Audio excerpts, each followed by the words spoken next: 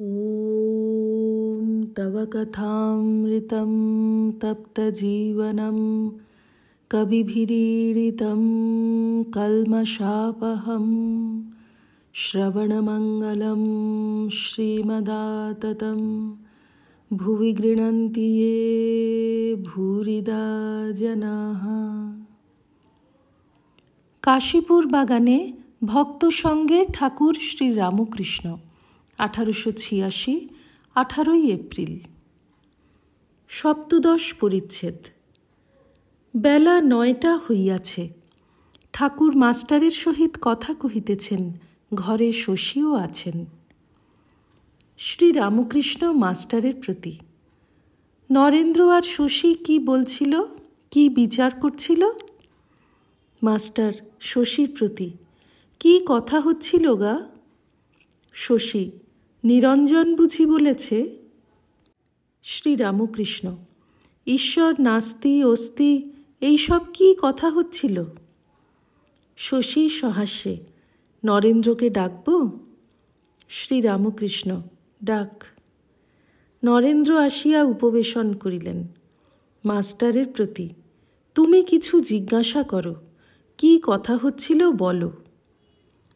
নরেন্দ্র। পেট গরম হয়েছে, ও আর কি বলবো। শ্রী রামকৃষ্ণ। সেরে যাবে। মাস্টার সহাস্যে। বুদ্ধ অবস্থা কীরকম? নরেন্দ্র। আমার কি হয়েছে তাই বলবো? মাস্টার। ঈশ্বর আছেন, তিনি কি বলেন? নরেন্দ্র। ঈশ্বর আছেন কি করে বলছেন? তুমিই জগৎ সৃষ্টি করছো। বার্টলি কি বলেছেন জানো তো? মাস্টার। হ্যাঁ, তিনি বলেছেন বটে। দেয়ার এসে ইজ পারসিপি। যতক্ষণ ইন্দ্রিয়ের কাজ চলেছে ততক্ষণই জগৎ। শ্রী রামকৃষ্ণ। ন্যাংটা বলতো মনেই জগৎ, আবার মনেতেই লয় হয়। কিন্তু যতক্ষণ আমি আছে ততক্ষণ সেব্য সেবকই ভালো। নরেন্দ্র মাস্টারের প্রতি। বিচার যদি করো তাহলে ঈশ্বর আছেন কেমন করে বলবে? আর বিশ্বাসের উপর যদি যাও তাহলে সেব্য সেবক মানতেই হবে। তা যদি মানো আর মানতেই হবে তাহলে দয়াময়ও বলতে হবে। তুমি কেবল দুঃখটাই মনে করে রেখেছ। তিনি যে এত সুখ দিয়েছেন তা ভুলে যাও কেন? তাঁর কত কৃপা! 3টি বড় বড় জিনিস আমাদের দিয়েছেন, মানুষ জন্ম, ঈশ্বরকে জানবার ব্যাকুলতা আর মহাপুরুষের সঙ্গ দিয়েছেন। মনুষ্যত্বম মুমুক্ষুত্বম মহাপুরুষ সংশ্রয়ঃ। সকলে চুপ করিয়া আছেন। শ্রী রামকৃষ্ণ নরেন্দ্রের প্রতি।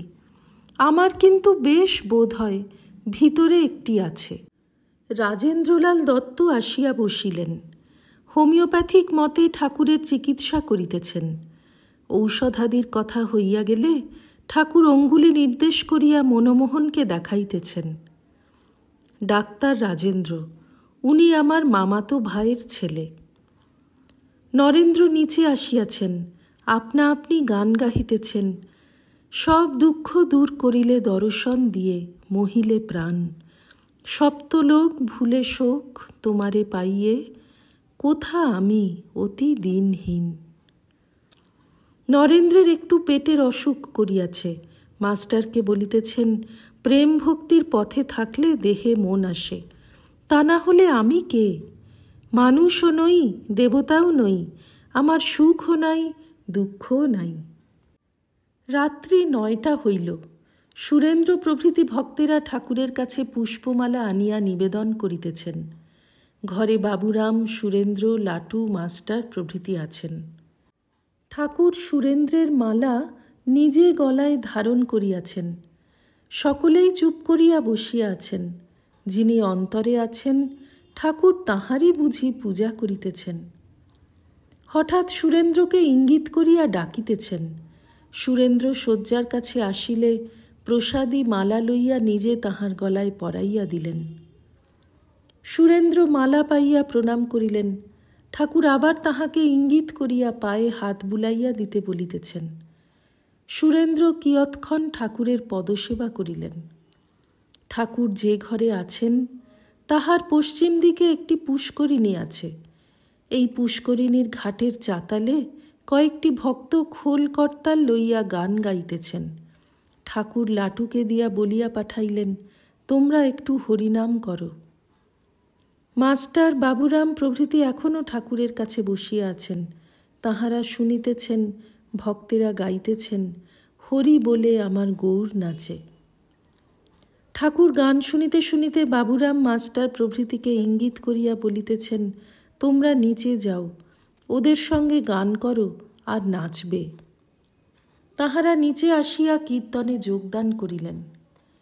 কিয়ৎক্ষণ পরে ঠাকুর আবার লোক পাঠাইয়াছেন। বলেছেন, এই আখরগুলি দেবে।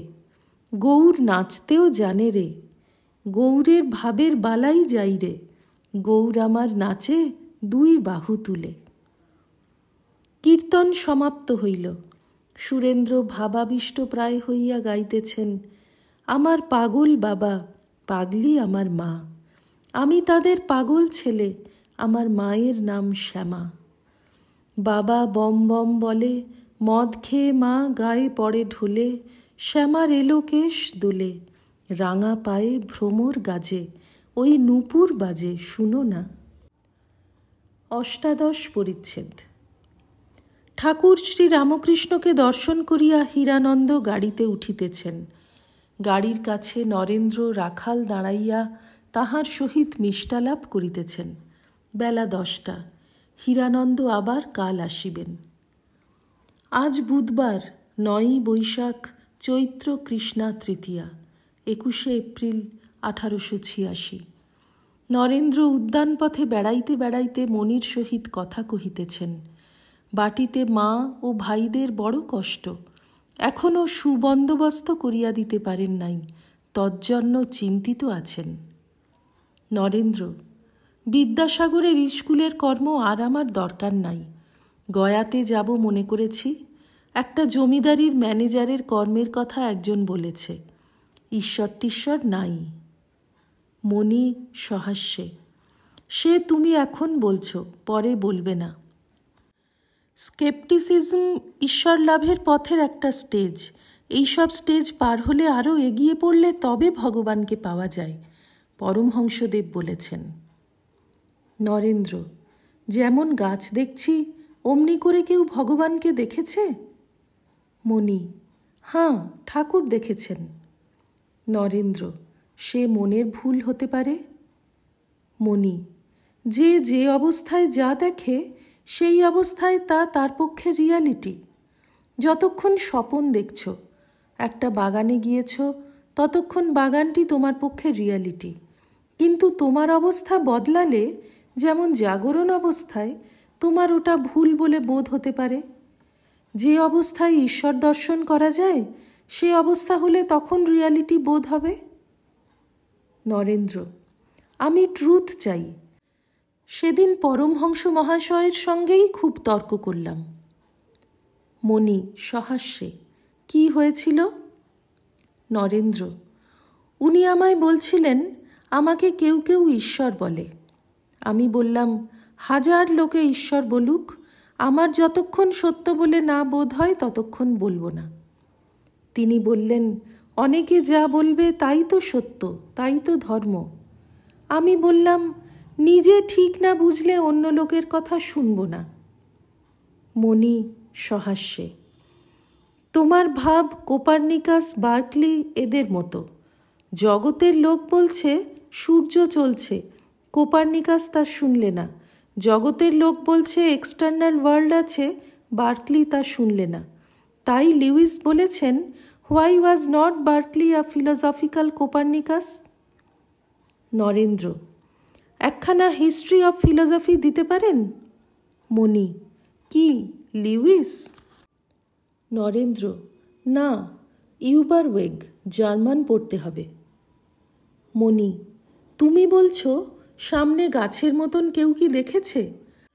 তা ঈশ্বর মানুষ হয়ে যদি এসে বলেন আমি ঈশ্বর, তাহলে তুমি কি বিশ্বাস করবে? তুমি ল্যাজারাসের গল্প তো জানো। যখন ল্যাজারাস পরলোকে গিয়ে এব্রাহামকে বললে যে, আমি আত্মীয় বন্ধুদের বলে আসি যে সত্যই পরলোক আর নরক আছে, এব্রাহাম বললেন, তুমি গিয়ে বললে কি তারা বিশ্বাস করবে? তারা বলবে কে একটা জোচ্চোর এসে এইসব কথা বলছে। ঠাকুর বলেছেন, তাকে বিচার করে জানা যায় না, বিশ্বাসেই সমস্ত হয়, জ্ঞান বিজ্ঞান দর্শন আলাপ সব। ওম নিরঞ্জনম নিত্যমনন্তরূপং ভক্তানুকম্পাধৃতবিগ্রহং বৈ ঈশাবতারং পরমেশমিড্যং তং রামকৃষ্ণং শিরসা নমামঃ। শ্রীরামকৃষ্ণার্পণমস্তু।